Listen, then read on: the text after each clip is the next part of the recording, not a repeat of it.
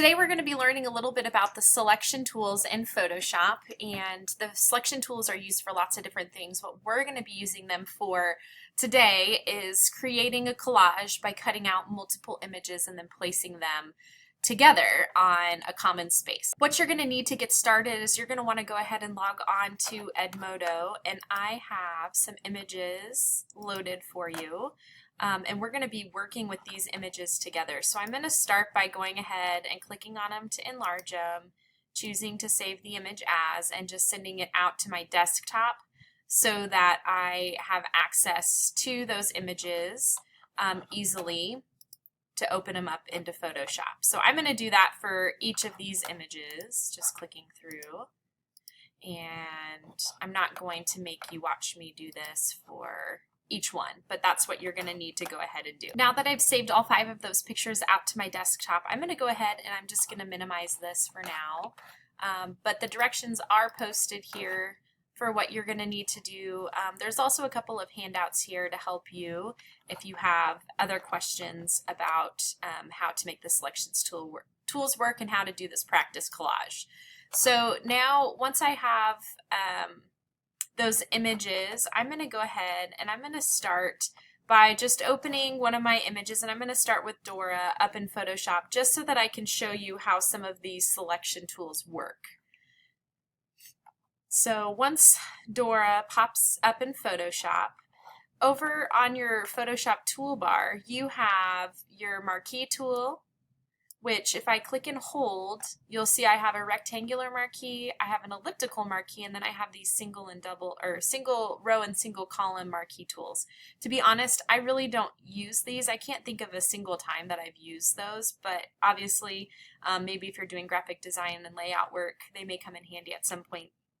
But you can use the rectangle or the elliptical marquee to draw and make selections in those shapes. Now, the rectangular marquee and the elliptical marquee are going to allow you to kind of free form that shape unless you want to make a perfect square, in which case you're going to want to hold the shift key down.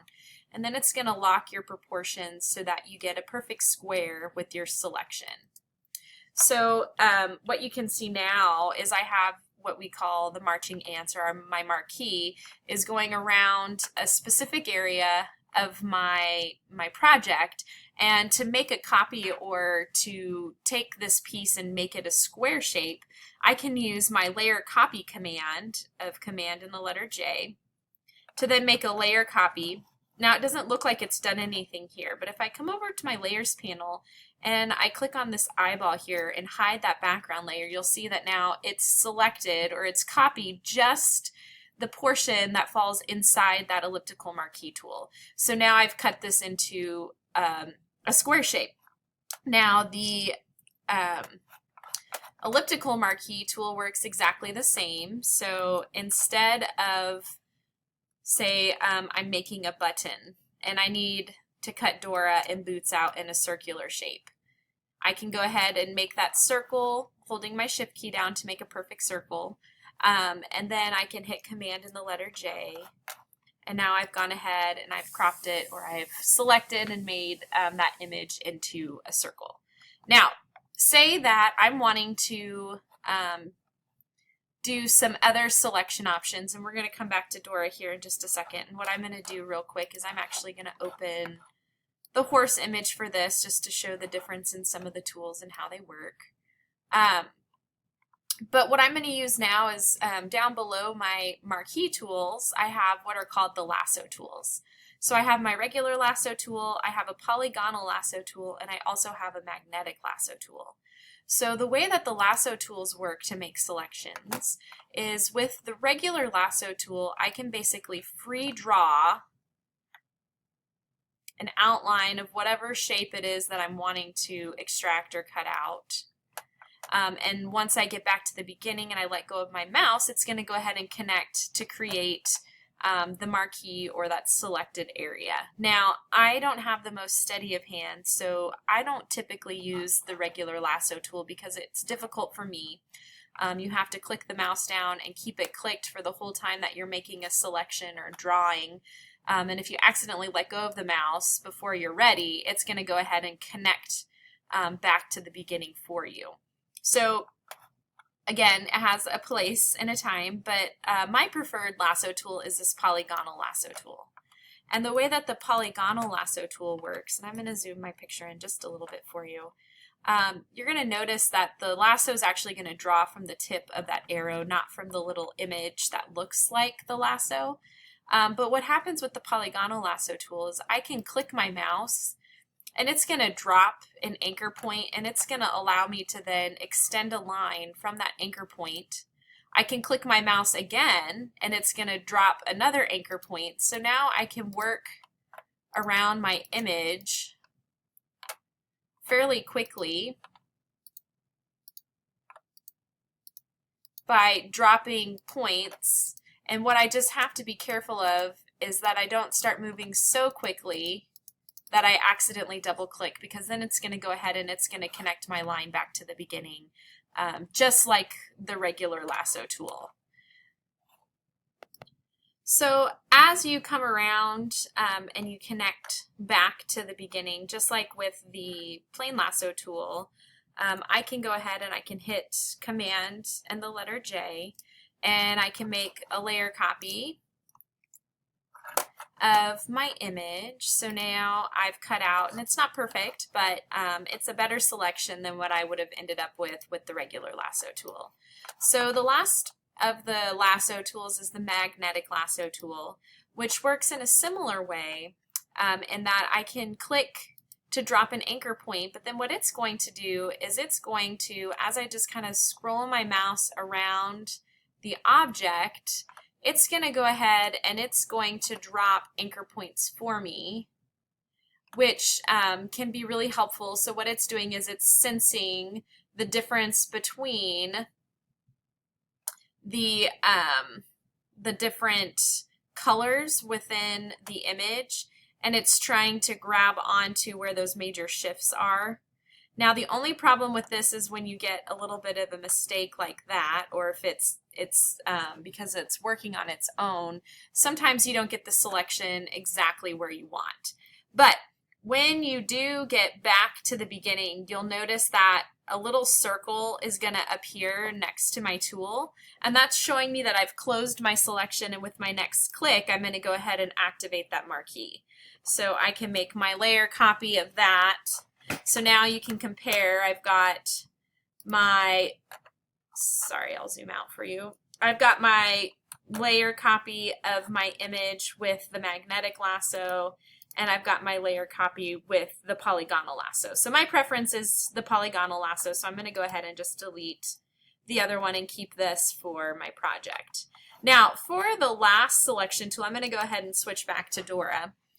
And I'm going to show you under the fourth tool down, we have what's called the quick selection tool. And if you click and hold on that, you have the quick selection tool, and you also have what's called the magic wand. So the quick selection tool is super handy, and I use this for 90% of the selections that I make. You have 3 brush options with the quick selection tool. You have your quick selection brush, and then you have your add to selection and your subtract from selection. So I'm going to start with my just quick selection brush, and right now my selection brush is really large, and what I want to do is make it smaller than whatever area I want to select, because it's going to again detect kind of pixel data and color differentiation, and it's going to automatically then guess where the selection is that I would like to make. So if I have this brush so big that it covers into that white space, it's going to include that in my selection, and that's what I'm trying to get rid of. So I'm going to go ahead and shrink my brush down, but then I'm just going to click with my mouse, and I'm just going to drag over Dora. And once I let go of my mouse, it's going to automatically then switch to the add to selection brush. And when it automatically switches to that add to selection brush, then what I can do is I can go back in here and I can add any pieces that maybe I missed on my first pass with my selection. So again, zooming in to your object and changing the size of your brush to fit into the space is going to help you to make sure that you get the very, very best possible selection. And you're just going to want to take your time, and what you just want to check for is that your marquee or those marching ants go all the way around the outside of your object. Now, I'm going to show you, I've intentionally left her eye out of that selection, and oops. And I'm going to show you what happens when I hit Command J now and make my layer copy. If I miss something, it's going to leave it out completely, and I can't get it back. So I can hit Command Z to undo my layer copy, and I can come back then with that plus brush, and I can select her eye and make sure that I have everything selected, and then go back and hit Command J. And now I should have a better selection of Dora. So that's a pretty nice selection there. If you are working and you accidentally click into space that you don't want included, you can switch to that minus brush, and it's really nice. You can go back then and actually get rid of that part of the selection, or say I didn't for some reason want her backpack included. I can kind of go back and forth in order to take or add things away by toggling through the plus and minus brushes up at the top. So real quick, the last of the selection tools that I want to show you is the magic wand. And for something like Dora, where it's an image that's on a neutral background that's all one color, the magic wand can be super handy. And what it's going to do is I can click in a space, and it's going to detect everything else around it that has that same pixel data or that same color information, and it's going to select it for me. So right now I've selected all the white around Dora with one little click, which is really nice and easy.